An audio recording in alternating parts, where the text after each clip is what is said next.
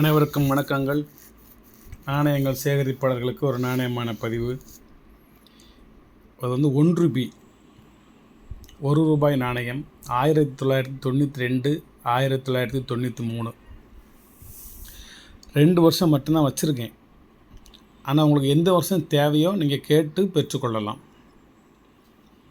Coin ஃபுல்லாக கண்டிஷனாக இருக்கும். 92 வந்து கொஞ்சம் ரேர் காயின், 93 ரேர் கிடையாது. 92 வந்து ஒவ்வொரு காயினும் 300 ரூபா, நம்ம கொடுக்குறது 100 ரூபா. மின்ட்டை காமிக்கிறேன்.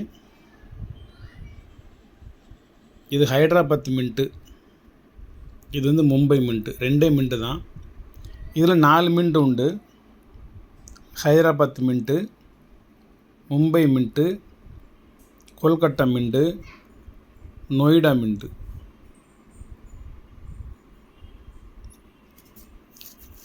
அது 4 மேலே உள்ள 2ம் 600 ஆகும். நம்ம கொடுக்கறது 200 தான். கீழே உள்ள 2ம் 200, 300, 450, 550 ஆகும். நம்ம கொடுக்கறது 200 தான். இந்த ஒரு காயினோட விலை தான். பாக்கி 3 உங்களுக்கு ஃப்ரீ. 92, 93 மட்டும்தான் இப்போ வச்சுருக்கேன். இதில் 2004 வரைக்கும் இருக்குது. உங்களுக்கு எந்த வருஷம் என்ன மின்ட்டு வேணுமோ நீங்கள் என்னிடம் கேட்டு பெற்றுக்கொள்ளலாம். நான் ஸ்டேட்டஸு என்னுடைய ராஜேஷ் கலெக்ஷன் குரூப்னு இதை போட்டிருக்கேன். உங்களிடம் வந்து இந்த நாணயங்கள் இருந்தால் என்னிடம் தொடர்பு கொள்ளலாம். 92 எனக்கு தேவைப்படுது, 93 தேவைப்படுது. வாங்கி ஸ்டாக் வைப்பேன். என்றைக்காவது ஒரு நாள் நேரம் கிடைக்கிற சமயம் என்னத்தையாக எடுத்து போட்டுட்ருப்பேன். விருப்பம் உள்ளவங்க அதை வாங்கிக்கிடுவாங்க. வருங்காலங்களில் நாணயங்களுக்கும் பணத்தாள்களுக்கும் மிகவும் டிமாண்ட். வருங்காலங்களில் நீங்கள் ரூபாய் தாளையோ நாணயங்களையோ நீங்கள் கண்ணாலே பார்க்க முடியாது. கண்ணாலே பார்க்க முடியாதுங்கிற சமயம் நீங்கள் நினச்ச நாணயங்களை எப்படி சேகரிப்பீங்க? ஏதோ 2 நாணயங்கள் சேகரிப்பீங்களே தவிர நினச்ச நாணயங்களை நீங்கள் சேகரிக்க முடியாது. இப்போ எங்கே போனாலும் ரோட்டில் பதினி சாப்பிட்றவனா இருந்தாலும் கையில் ஸ்கேனிங் வச்சுருக்காங்க. ஒரு பலாப்பழம் விற்கிறவங்க, பதினி விற்கிறவங்க, சின்ன சின்ன வியாபாரிகள் இருப்பாங்கள்ல, அவங்க கூட கையில் வந்து ஸ்கேனிங் வச்சுருக்காங்க. யார் பர்ஸ்லையுமே ரூபாயவே காணும். எல்லாருமே செல்ஃபோனும் ஸ்கேனிங் தான். இப்போ கார்டு கூட பயன்படுத்துறதில்ல. பணத்தையே கண்ணால் பார்க்க முடியல. டிரான்சாக்ஷன் ஃபுல்லாக எலக்ட்ரானிக் சிஸ்டம் ஆயிடுச்சு. ஆகல் இப்போ வாழக்கூடிய இந்த நம்மை போன்ற மனிதர்கள் வந்து கொஞ்சம் கொடுத்து வச்சவங்க, பாக்கியசாலிகள். வருங்காலங்களில் வந்து ₹1 இப்படித்தான் இருந்துச்சோ, ₹2 இப்படித்தான் இருந்துச்சோ, இதில் நினைவு நாணயங்கள்லாம் வேறு வெளியிட்டாங்களோ, இல்லை வெரைட்டிஸான மெட்டல்லாம் வெளியிட்டாங்களோன்னு சொல்லி எல்லாமே ஆச்சரியக்குறியாயிரும். உண்மையாக சொல்கிறேன், ப்ராமிஸ். வருங்காலங்களில் பணத்தாலும் நீங்கள் நாணயங்களும் கேள்விக்குறியாக மாறிவிடக்கூடிய ஒரு சூழல் ஏற்பட்டு கொண்டு வருகின்றது. ஆகையால் சேர்த்து வச்சுக்கிட்ருக்கோம். மெதுவாக விற்றுக்கிடுவோம். ஒன்றும் அவசரம் இல்லை.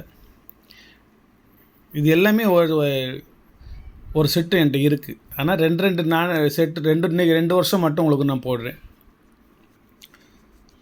சாயந்தரத்துக்குள்ளே வேறு என்னென்ன போட போகிறோம்னு எனக்கு தெரியாது. என்னுடைய உடல்நிலை, என்னுடைய மனநிலை, என்னுடைய ஓய்வு நேரங்கள், இதெல்லாம் நான் அட்ஜஸ்ட் பண்ணி தான் ஒரு சில பதிவுகள் போட முடியும். என்னை வந்து நீங்கள் சார் அந்த பதிவு போடுங்க, இந்த பதிவு போடுங்க அப்படி சொல்லி யாரும் சொல்ல வேண்டிய அவசியம் இல்லை. என்னால் போட இயலாது. இன்றைக்கி எனக்கு என்ன மனநிலை இருக்கோ, எனக்கு என்ன தோன்றுகிறதோ அதைத்தான் போடுவேன். பொக்கிஷங்களெல்லாம் வச்சுட்டு சுமாராக உள்ளது போடுவேன். சில சமயம் சுமாராக உள்ளதெல்லாம் வச்சுட்டு பொக்கிஷங்கள்லாம் போடுவேன்.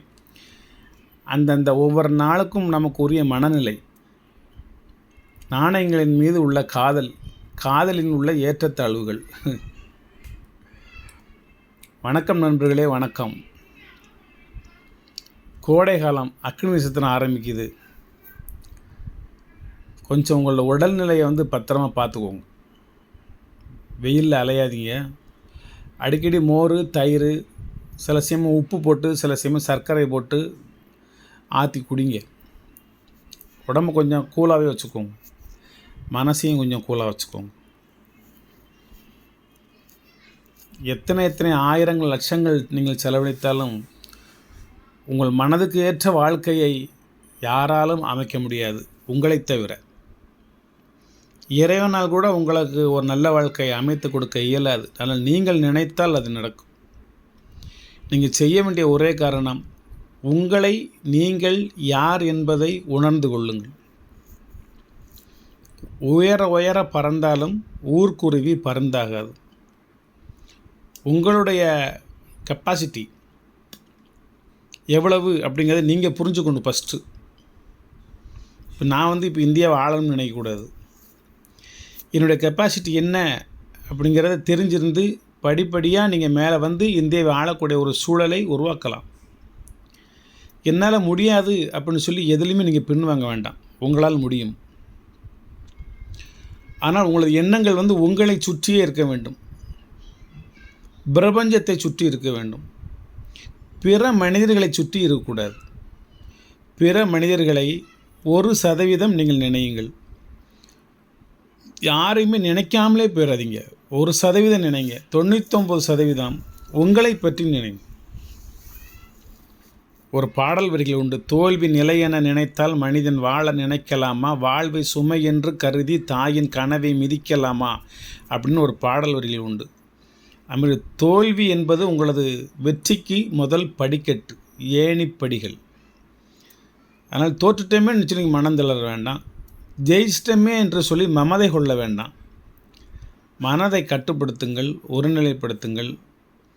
ஏதேனும் ஒன்றில், நாணயங்கள் மட்டுமல்ல, இசை, விளையாட்டு, சதுரங்க விளையாட்டு, உங்களுக்கு எது பிடிக்குமோ, பாடல்கள், எழுதுவது, படிப்பது, பாடுவது இன்னும் பல ஆயிரக்கணக்கான கலைகள் இருக்கின்றன.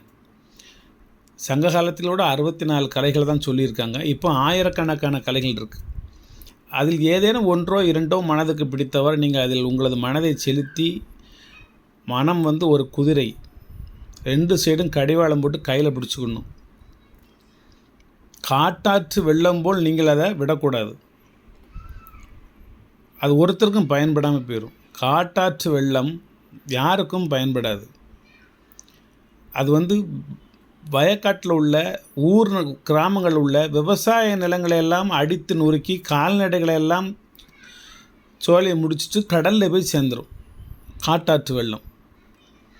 ஆனால் அந்த காட்டாற்றுக்கு இருபுறமும் கரை கட்டி அதை ஒரு ஆறாகவோ நதியாகவோ தெளிந்த நீரோடையாக அப்படியே ஓட விட்டீங்க அப்படின்னா மனிதர்களுக்கு பயன்படும், விவசாய நிலங்களுக்கு பயன்படும், கால்நடைகளுக்கு பயன்படும். எல்லாவற்றையும் பயன்படுத்திய பிறகு இறுதி நீர் கடலில் போய் கலக்கும், கடலில் போய் சங்கமிக்கும். அது மாதிரி உங்களது மனநிலைக்கும் உங்களது மனசுக்கும் இருபுறமும் கரை கட்டுங்கள். எல்லாருக்கும் பயன்படக்கூடிய வகையில் வாழ்ந்து மறையுங்கள். நன்றி நண்பர்களே, நன்றி.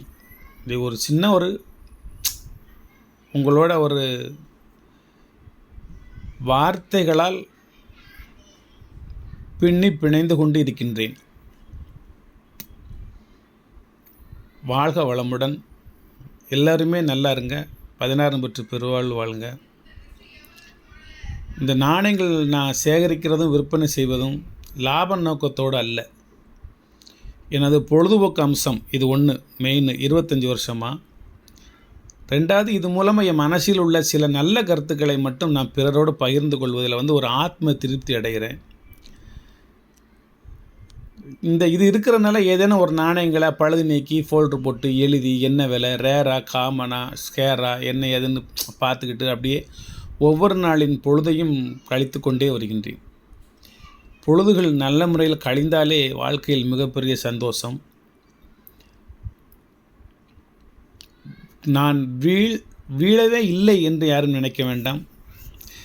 வீழ்ந்து வீழ்ந்து மீண்டும் எழுந்தேன் என்பதுதான் உண்மை. எத்தனையோ முறை நான் வீழ்த்தப்பட்டேன். ஆனால் மீண்டும் ஒரு செகண்டில் தட்டி நான் எந்திரிச்சிருவேன். யானை போல படுத்திருந்து எழுந்துவதற்கு தாமதமாக்க மாட்டேன். குதிரை போல கால் இடறி கீழே விழுந்தாலும் அடுத்த நிமிடம் எழுந்து துள்ளி குதித்து ஓடிவிடுவேன். அது மாதிரி எல்லாருமே வாழ்க்கையில் சின்ன ஏற்றத்தாழ்வு வந்தாலும் ஐயையோன்னு பொத்துன்னு படுத்துட்டு எந்திக்காமலே படுத்துறாம டக்குன்னு எடுத்து அடுத்த சொல்யூஷன் என்ன, அதுக்கு அடுத்து நம்ம என்ன செய்யணும் அப்படின்னு நெக்ஸ்ட்டுன்னு போய்கிட்டே இருக்கணும். ஒரே ஒரு வேத மந்திரத்தை மட்டும் மனசில் வச்சுக்கோங்க. யாருக்கும் எந்த விதமான கெடுதலும் செய்ய வேண்டாம், எண்ண வேண்டாம், நினைக்க வேண்டாம். ஏனென்றால் ஒவ்வொரு விஷயமும் பந்து போல தான். யார் மீது நீங்கள் எந்த விதமான கணைகளை தொடுத்தாலும் மீண்டும் அது உங்களையே தாக்கும் என்பதை நீங்கள் புரிந்து கொள்ள வேண்டும். உறவுகளிடமும் நண்பர்களிடமும் உங்களது பாரம்பரியமான குடும்ப சக உறவுகளிடமும் எச்சரிக்கையாக இருக்கும்படி கேட்டுக்கொள்கிறேன்.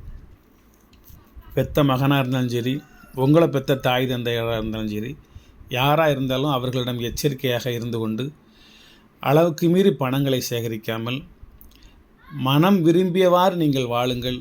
சிறிது பணம் சேகரித்தால் சிறிது தூரம் சுற்றுலா பயணம் சென்று சிறிது செலவழித்து ஆத்ம திருப்தியாக மன ரீதியாக நல்ல செலவழித்து விட்டு வாருங்கள். மீண்டும் சேகரியுங்கள். சம்பாத்தியம் பண்ணி மீண்டும் உழைத்து இறக்கத்தான் கிணறு ஊறும். தொட்டனை தூறும் மணற்கேணி மாந்தருக்கு கற்றனை தூறும் அறிவு என்பதைப் போல உங்களது அறிவை நான் எப்படி சிறிது சிறிதாக தூண்டி விடுகின்றனோ அது மாதிரி உங்களது வாழ்க்கையிலையும் நீங்கள் சில நல்ல எண்ணங்களை சிறிது மாற்றிக்கொண்டே வாருங்கள். நல்ல செலவழிங்க, நல்ல உழைங்க, நல்லா சேகரிங்க. அதில் இருக்கிற சந்தோஷம் உங்களுக்கு உலகத்தில் வேறு எங்கேயும் கிடைக்க போகிறதில்ல.